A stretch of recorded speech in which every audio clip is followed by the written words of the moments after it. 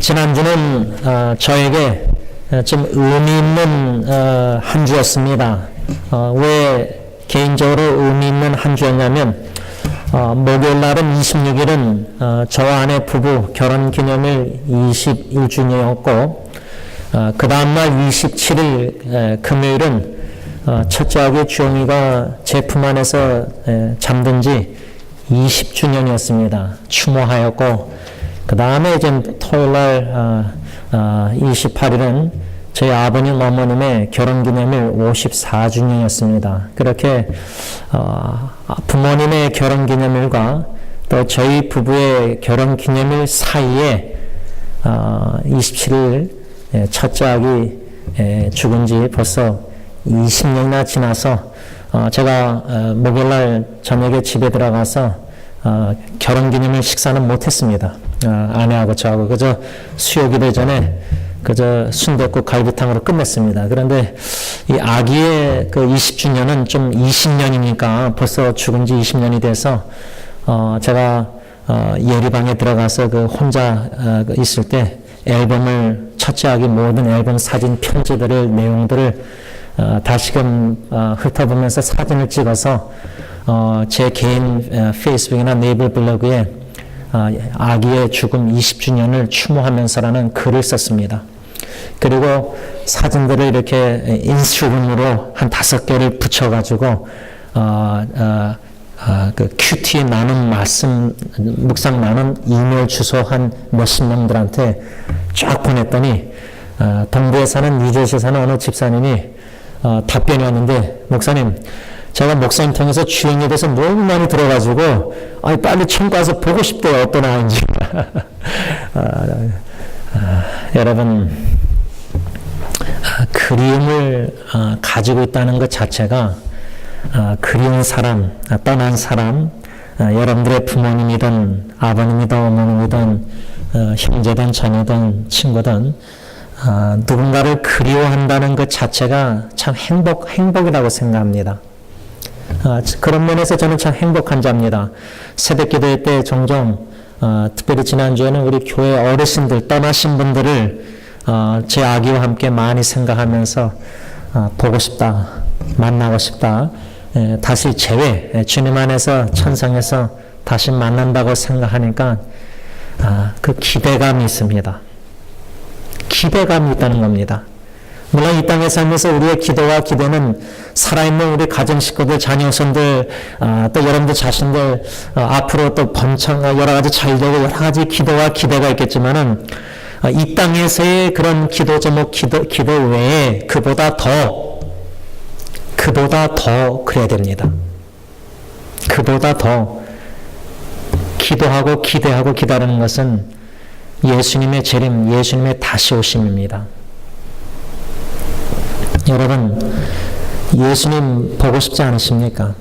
한 번도 뵌 적이 없는 성경에서 말씀하는 예수님을 내가 믿고 싶어서 믿은 게 아니라 하나님의 은혜로 마음을 열으셔서 예수님 믿게 하셔서 성경에 나오는 말씀하고는 그 예수님이 나를 위해서 십자가에 죽으셨다고 하는데 그 감동의 눈물, 그 예수 그리스도의 십자가에 죽으심과 부활하심의 복음을 듣고 나 같은 죄인 위해서 예수님이 죽으셨다는 그 회개 눈물과 감사의 눈물 속에서 우리가 헌신의 눈물을 들이며 그 예수님 믿고 신앙생활, 그 예수님 때문에 그 예수님이 주시는 소망이 있기 때문에 다시 오신다는 그 말씀, 주 예수여 어서 오시옵소서, 마라나타, 사도 요한처럼 이 땅에서의 더 기도하고 기대하는 것들보다 더 기도하고 기대하는 것은 예수님의 재림이 돼야 됩니다.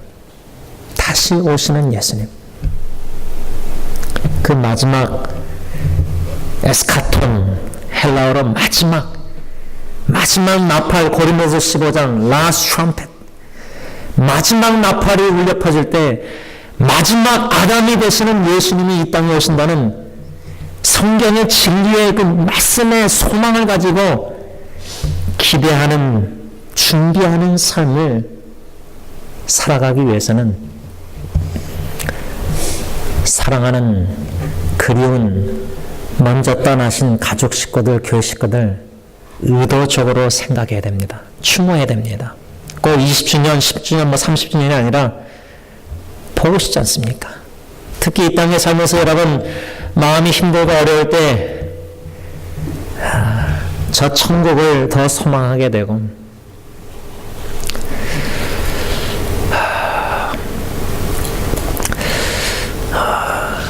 사랑하는 사람의 고통을 더 이상 보지 않아도 되고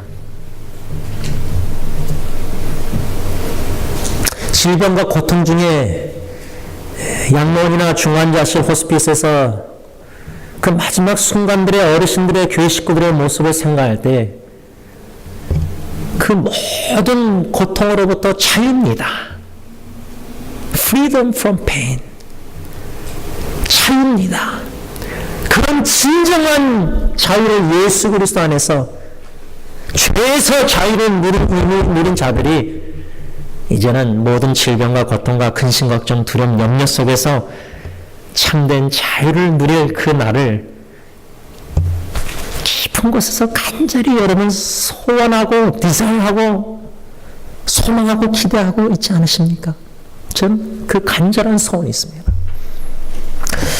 영국 기독교 신문 크리스천 투데이의 칼럼니스트 엘레나 프랜시스라는 이 사람이 어떤 제목의 글을 적었냐면 성경에 말하는 죽음 이후의 삶에 대한 성경구절 11가지.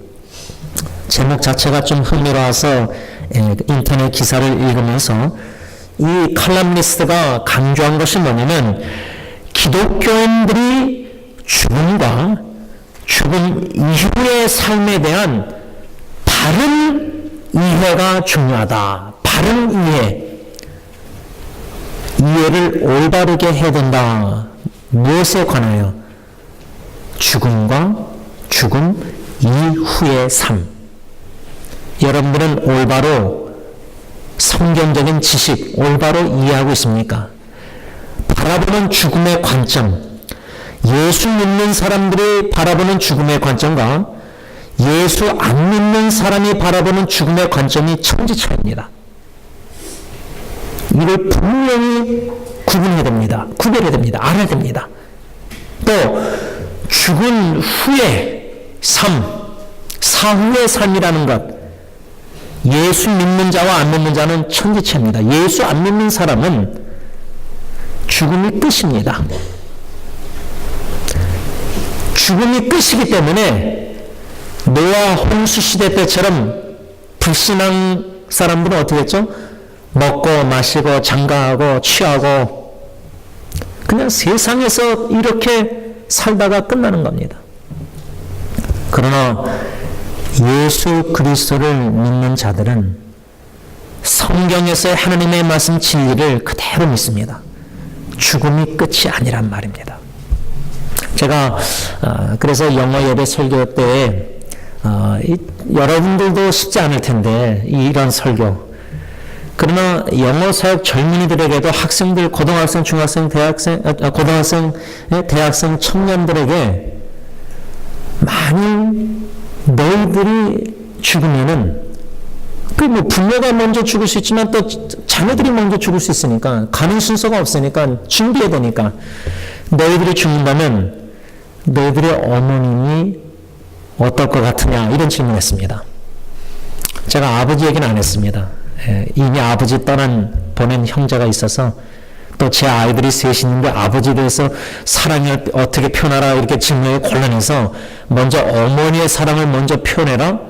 어머니의 사랑이 뭐라고 생각하느냐. 두 번째 질문은 그렇게 너를 사랑하는 어떤 형제는 어머니의 사랑이 infinite, 무한한 사랑이래요. 이거 완전 하나님 사랑 수준이에요. 그래서 그렇게 어머니의 사랑을 네가 느낀다면, 그래서 질문 다 했어요. 그럼 뭐 어머니 죽으면 어떨 것 같으냐 그랬어요. 상상을 못하죠. 지금 그런 생각을 하면서 공부하고 일할 직장생활 하는 청년들이 학생들이 아닌 것 같아요. 그런데 제가 왜 그런 질문을 던졌냐면 마음의 준비를 시키려고 하기 때문에 준비.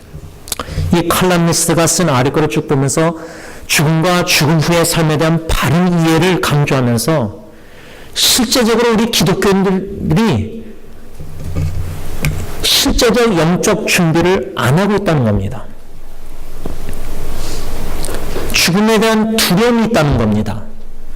그러니까 confront, 나의 죽음을 직시해야 되는데 쳐다보기가 싫은 겁니다. 다시 말하면 죽음에 대해서 생각하기가 싫은 겁니다. 그런데 주님 안에서 올바르게 바르게 살려면은 죽음에 대한 바른 관점이 있어야 됩니다. 죽음 후에 대한 사후의 삶에 대한 성경적인 바른 지식과 이해가 있을 때에 바른 삶을 살 수 있다 그 말입니다. 죽음을 생각 안 하고 어떻게 올바른 삶을 살 수가 있습니까? 그럼 균형을 잃은 생각입니다. 오늘 아침에 이 칼말리스트라는 이 엘레나 프랜시스가 주장하는 바른 이해, 성경적인 이해를 죽음에 대해서, 죽음 후의 삶에 대해서 성경에서는 하나님이 뭐라고 말씀하시는가, 이것을 잠깐 묵상하려고 합니다. 오늘 사도 바울이 4장 13절에 데살로니가 교인들에게 1장 1절부터 쭉 편지를 써가면서 4장 13절에 형제들아 자는 자들에 관하여는, 여러분들 기억하실 겁니다. 교회 카카오톡방에 있으신 분들은, 또 제가 카카오톡방에 없는 분들도 설교 시간에 언급했지만, 제가 몇 년 전에 장인 어르신 아내랑 애들 데리고 만나뵈러 갔다가 방 안에 혼자 병원 침대에 누워 계신 장인어르신 손잡고 찬양, 기도, 말씀 전하고 이렇게 하면서 찬양을 드릴 때 저희 장인어른도 그러고 양론에 계셨던 우리 어르신들도 그렇지만 찬양을 이렇게 조용히 부르면은 주무세요. 참 희한해요. 이거는 뭐 의학적으로 어떻게 모르겠지만 어떤 영적으로 생각할 때 하나님께 찬양을 참 마음을 다해서 드릴 때 어르신들이 편안히 참 눈을 감으시고 주무세요. 그런 경험을 여러 번 했는데 그날 장인어른도 손잡고 찬양하는데 주무셨어요. 그래서 저는 나중에 자녀 후손들에게도 또 저에게도 그러지만 추억이 되고자 사진을 이렇게 사진을 찍었습니다. 한 손은 잡고 있고 장인어른 한 손으로 사진을 찍어서 그를 이제 카카오톡 스토리로 좀 비주얼 이펙트 해가지고 사진을 약간 좀 이렇게 멋지게 해서 이렇게 웹사이트에 올리고 글을 나누고 이제 교회 카톡방에 나누면서 장인어른이 고요히 잠드셨습니다. 그런데 장인어르신 죽은 줄 알고 우리 교회 어느 분이 근데 저는 이제 장인어르신 돌아가면은 아마 못 받을 것 같아요. 저 이렇게 위로를 못 받을 것 같아요. 이미 벌써 한 번 다 치렀으니까. 그리고 목회자 동문 목사님 16방에다가도 장인어른 사진 손사진 올리고 이제 거의 잠드셨습니까 하니까 항상 카톡방에 한 분들이 꼭 그렇게 해석을 해서 장인어른 죽은 줄 알고 다 이렇게 삼가 조의를 표합니다. 그래서 잠드셨다고 얘기하는 게 참 이게 위험하구나.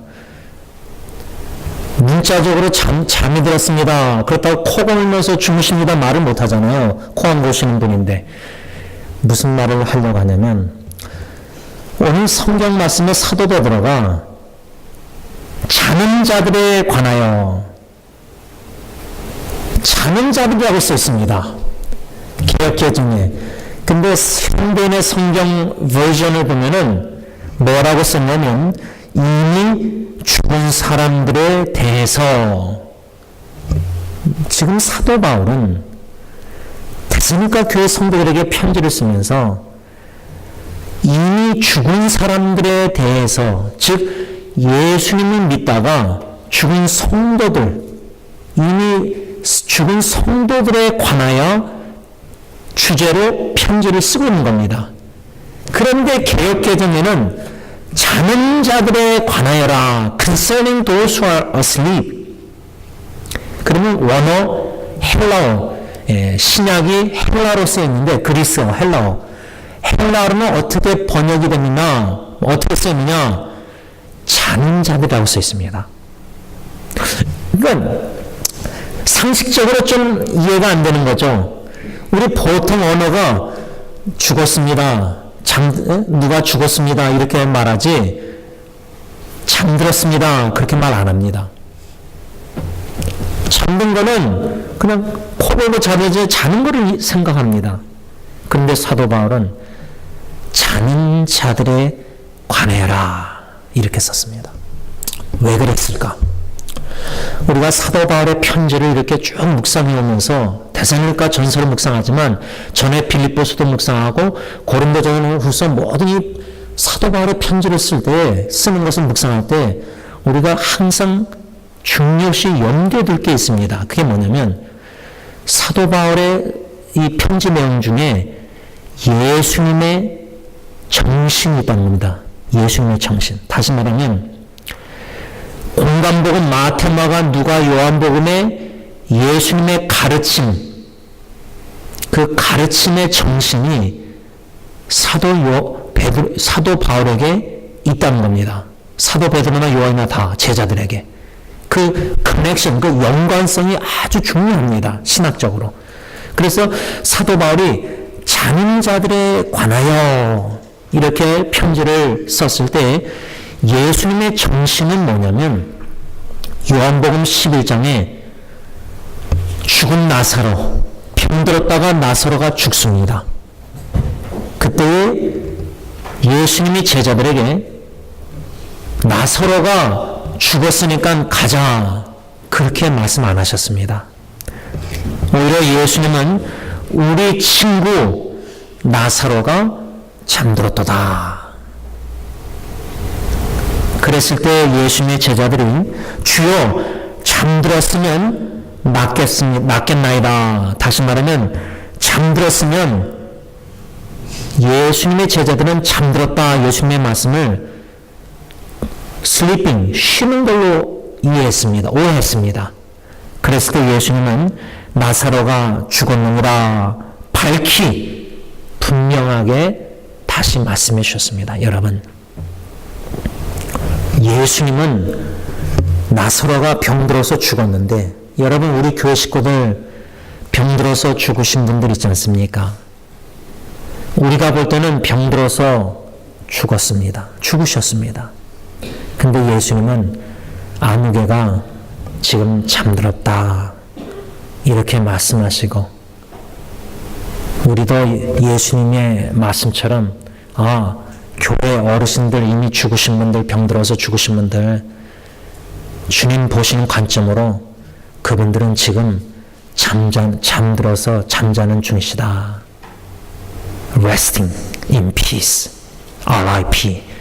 주님의 품 안에서 편안히 고이 잠드셨다. 여러분 고이 잠든 아기를 바라볼 때 우리 저샤 우리 고목사님 아이도 잠든 모습 얼마나 귀엽고 얼마나 편안해 보입니까? 근데 어르신들이 돌아가시고 나서 그 장례식 때 유가족들이나 이렇게 조문객들이 말씀하는 내용 중에 하나 뭐냐면 야 우리 아무개 집사님 참 편안히 잠드신 모습 우리 임봉희 할머님 참 편안히 잠드신 모습 왜 그렇게 조문객들이 그런 말씀을 나눕니까? 이 땅에는 세상에는 평안이 없습니다. 여러분들 삶 자체가 얼마나 피곤하고 힘듭니까? 얼마나 근심걱정 자녀우선 때문에 많습니까? 세상이 줄 수 없는 주님이 주시는 그 샬롬 평강 참 고요한 잔잔한 물결 같은 내 영혼이 풍파 많은 파도 많은 예상할 수 없는 일들이 파도 많은 세상에서 주님의 품 안에 고요히 잠든 아기처럼 내 자신이 주님의 품 안에 요나처럼 던져서 주님께 모든 짐을 걱정 근심 다 맡기고 주님의 품 안에 안겨있는 여러분들의 그 영혼이 평안하도다. 평안함을 지난주에 요즘 누리고 계십니까? 이 질문입니다. 아니면은 그 평안함이 없이 지금 이 순간 예배를 드리면서도 근심 걱정입니다. 마음이 죽음에 대한 설교 속에서 불편할 수도 있습니다. 흔들립니다.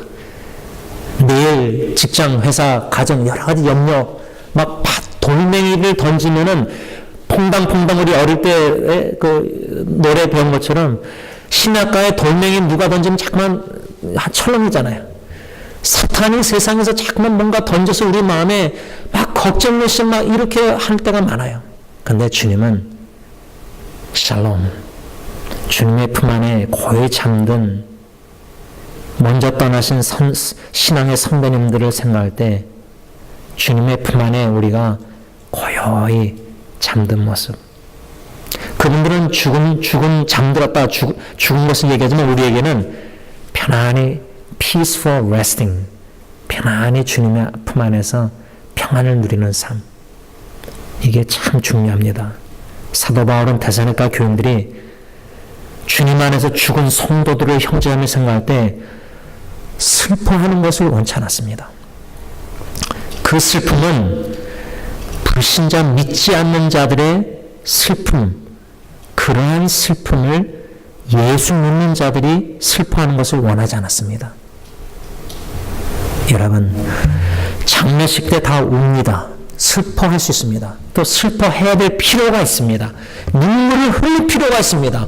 전도서 말씀처럼 웃음보다 라핑보다 슬픔이 더 중요합니다. 사랑하는 형제자매 부모의 자녀의 죽음을 통해서 장례식 때 눈물을 흘려야 됩니다. 마음의 눈물을 흘려야 됩니다. 그럴 때 주님 안에서 죽은 잠드신 분들은 우리가 걱정하는 대로 슬퍼할 그런 전혀 슬퍼할 이유가 없습니다. 왜? 주님의 품 안에 안기셨기 때문에 고통과 죽음, 질병 다 자유를 누리셔서 주님의 품 안에 천국이기 때문에 no problem, 아무 문제 염려가 없는데 예수님이 떠날 때 막 울고 그래도 예수님 뭐라죠? 나를 위해서 울지 말고 너 자신을 위해서 울라. 사도행전. 주님 예수 믿다가 죽은 성도님들 형제자매들은 no problem, 아무 문제 걱정 우리가 그렇게 슬피고 그럴 필요가 없습니다. 그냥 헤어짐 속에서 정 속에서 슬픔이 있지만은 다시 만난다. 잠에서 깨면은 뭐 굿모닝 다시 만날 거니까 천국에서. 그러나 우리 자신을 위해서 울어야 됩니다. 장례식 때 우리 자신을 위해서 울어야 됩니다. 살아있는 우리 자녀 후손을 위해서 울어야 됩니다. 왜? 과연 주님 품 안에 먼저 떠나신 성도의 죽음, 그런 죽음을 나도 맞이할 것인가? 나의 믿음과 신앙을 재점검하고 살펴보는 좋은 기회가 바로 장례식입니다. 사랑하는 사람들의 죽음입니다. 사도 바울은 자는 자들에 관하여 이 편지 내용을 오늘 쓰고 있는데 참 흥미로운 것은 사도 바울이라는 사람이 예수 믿기 전에 부활하신 예수님 믿기 전에 유대주의 하나님을 믿는 구약의 하나님만 믿는 사람으로서 공부를 참 많이 한 사람입니다. 그래서 예수 믿기 전에 그 공부 많이 한 바울을 하나님이 신약에 편지 13개나 쓰게 만드셨습니다. 이게 우연이 아닙니다. 하나님의 주권 속에서 일어나는 일입니다. 그렇다면 사도 바울의 편지를 우리가 읽어 내려갈 때 오늘 목사님이 13절 한 절만 강조했는데 그게 아니라 문맥을 봐야 됩니다. 우리 한국말도 기사 내용을 보면은 어느 정치인이 한마디 했으면 그걸 막 부풀려서 말을 하잖아요. 근데 그 정치인이 또 어떤 사람이 그 한마디 했을 때 그 연설의 내용 중에 그 한마디잖아요. 연설 전체를 다 읽어봐야 되잖아요. 사도 바울이 오늘 13절에 형제들아 하면서 자는 자들에 관하여, 그런데 우리가 지난주에까지 뭐 배웠죠? 형제들에 관하여, 형제 사랑에 관하여. 이미 우리가 묵상한 말씀 보면은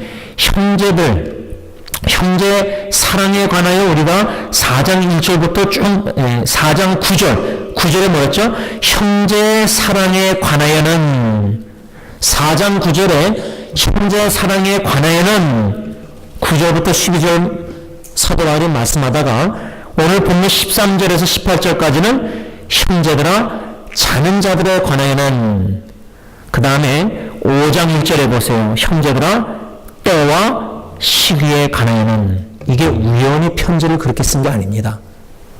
성령의 인도하심 따라 편지를 썼지만 조직적으로 체계적으로 편지를 딱딱딱 여러분 어떤 사람들 편지 내용들 보면 그냥 서도 없이 말을 하고 서도 없이 막 이렇게 글을 쓰고 할 수 있는데 논문을 써보신 분들은 대학교 때 논문을 써보신 분들은 논문을 주로 어떻게 쓰죠? 서론, 본론, 결론 그렇게 쓰죠? 서론과 결론 서론의 마지막 부분에는 본론의 다룰 주제를 씁니다. thesis. 논문, 박사학위 논문도 그러잖아요. 논문의 주제를 쓰고 본론에서 그 주제에 대해서 쓰다가 결론에 다시 서론에 언급한 주제로 결론을 마무리 짓습니다. 사도 바울의 편지가 서도 없이 그냥 막 이렇게 성령이 인도하시다는 말을 막 쓴 게 아닙니다. 다 의도가 있다는 말입니다. 형제의 사랑에 대해서 얘기하다가 관하여 자는 자, 죽은 자들에 관하여 얘기하다가 5장 1절부터는 때와 시기, 즉 예수님의 재림에 관해서 편지를 씁니다. 이 연관성이 있다는 말입니다. 이게 참 중요합니다. 저는 이 연관성을 처음으로 금년도 묵상하면서 깨닫게 되면서 어쩌면 사도 바울이 예수님의 재림에 대해서 잘못된 종말론적인 관점을 가졌던 데살로니가 교인들에게 예수님의 재림에 관해서 바른 성경적인 이해를 가르쳐주면서 예수님의 재림, 다시 오심의 관점을 가지고 죽은 사람들, 성도들, 자는 사람들에 대해서 올바른 이해를 가지고 여러분들은 남은 인생 죽을 때까지 예수님의 재림의 관점으로 준비하면서 살 때 어떻게 살아야 되느냐? 예수님의 계명처럼 하나님이 사랑하고 형제, 이웃을 사랑하면서 살라. 예수님의 정신, 이중교민의 정신, 이 관점을 가지고 사도 바울이 형제의 사랑에 관하여 자는 자들에 관하여 때와 시기 예수님의 재림에 관하여 이렇게 편지를 썼다 그 말입니다. 말씀을 정리하고자 합니다. 여러분 제가 참 너무나 죄송한 게 많은데 그 중에 하나가 뭐냐면 똑같은 얘기를 자꾸만 하니까 목사가 듣는 분들이 얼마나 힘들겠습니까? 언젠가 어느 어르신이 목사님 우리 어르신들 다 마음에 무덤이 있지 않습니까? 자식을 먼저 떠나보낸 무덤이 있지 않습니까? 근데 저는 27일 전날 밤 목요일날 아기의 사진들을 다 보고 사진을 몇 장 찍어서 추려가지고 글을 써내려갈 때 20년이 됐는데도 그냥 형제자매라고 나누려고 썼는데 시작은 쓰면서 추억 속에서 그림 속에서 마음의 뭉클함을 느꼈습니다. 그런 첫째 아기 이야기를 20년 동안 여러분들에게 한 겁니다. 20년 아니어도 하여튼 했는데 똑같은 얘기를 계속 듣는다는 것 성령들 참 쉽지 않습니다. 죄송하는 마음이 있는 가운데 영어 사역 젊은이들 뿐만 아니라 특히 여러분들에게도 목회자의 마음은 성경적인 바른 이해, 죽음에 대한 하나님의 관점과 죽음 후의 삶에 대한 성경적인 하나님의 바른 관점을 심어주고 싶은 마음이 많습니다. 마지막을 관점을 가지고 지금 현재 here and now 여기 그 마지막이 내일이 될지 오늘 밤이 될지 10년, 20년 될지 아무도 모릅니다. 어른이나 영어사계 젊은이들이나 떠나는 순서가 없기 때문에 항상 마지막을 실제적으로 영적으로 인식하고 생각하고 묵상하고 준비하면서 살아야 됩니다. 사도 바울의 관점은 때와 시기에 관한 예수님의 재림의 관점을 가지고 이미 주님 안에서 성도의 죽음을 어떻게 바라보면서 슬퍼하지 말고 믿지 않는 사람처럼 남은 총착전까지 어떻게 형제 이웃을 사랑하며 살아야 되는지 이 귀한 가르침을 저와 여러분들에게 지금 주고 있다는 사실입니다. 이 가르침을 겸손히 믿음으로 하나님의 음성으로 말씀으로 받아들이고 바라기는 언젠가는 여러분들의 사랑하는 부모님이나 배우자나 자녀나 형제자매 이미 떠나신 분들을 추모하며 기억하고 기도하고 그리워할 때 그 그리움 자체가 참 행복한 겁니다. 사랑하는 교회 성도님들 떠나신 분들 한 분 한 분 이름을 일부러 저는 생각하면서 기도합니다. 기도할 때 그분들의 추억 중에 제일 많이 생각나는 게 교회에서 그분들하고 교회에서 이런 것보다 그분들의 마지막 순간입니다. 양론에 계셨을 때, 중환자실의 호스피스에 계셨을 때, 마지막 임정 예배 때 그분들의 마지막 한마디 한마디가 잊혀지지가 않습니다. 생각하기 싫은 죽음에 관한 떠나신 분들일지 모르지만 그래서는 아니 됩니다. 그건 미련한 겁니다. 지혜로운 자는 성도의 죽음 하나님이 귀하게 아름답게 보시는데 우리도 그분들의 죽음을 추모하면서 아름답게 생각하면서 그분들이 우리에게 보여준 예수님을 그렇게 보고 싶어 했던 분들, 그리워하셨던 분들, 그분들은 예수님을 자기의 소망으로 삼고 양론에서 그 하루하루를 힘든 하루하루를 견뎌내시고 지탱하시고 결국 주님의 품 안에 잠드셨다 그 말입니다. 우리의 소망 되신 예수님만 바라보고 소망 중에 거하는 사랑하는 저 여러분 되시길 바랍니다. 기도하겠습니다. 하나님 아버지 감사합니다. 예수 그리스도 나의 우리의 소망이요 생명 되신 기쁨 되신 주님 한 분만으로 만족하며 주님의 재림을 학수고대하며 기대하며 기다리며 준비하며 사랑하는 먼저 떠나신 교회 식구들 어르신들 그분들의 마음으로 추모하면서 주신 아름다운 주님 안에서 추억들을 생각나게 하시고 그리워하게 하시고 잠드신 주님 안에서 잠드신 분들 우리가 천국에서 다시 만나 굿모닝 새 하루 새 아침 새 하늘과 새 땅에서 어린 양의 혼잔치 함께 참여하여 영원히 주님을 찬양한 완전한 사랑으로 서로 사랑할 그 천국 생활을 간절히 소망합니다. 이 땅에 참 근심된 일이 공고한 일이 힘든 일이 어려운 일이 고통인 일이 참 슬픈 일이 죽을 일이 쌓였지만 우리의 참된 소망 되신 예수님으로 말미암아 우리의 슬픔을 돌이켜 기쁨이 되게 하시고 근심 걱정 모든 고통에서 자유를 누리게 평강을 주시는 하나님 오늘 그 주 예수 그리스도 주님을 찬양 경배하오니 홀로 영광 받아 주시옵소서. 예수님의 이름으로 감사하며 기도를 올려나이다. 아멘.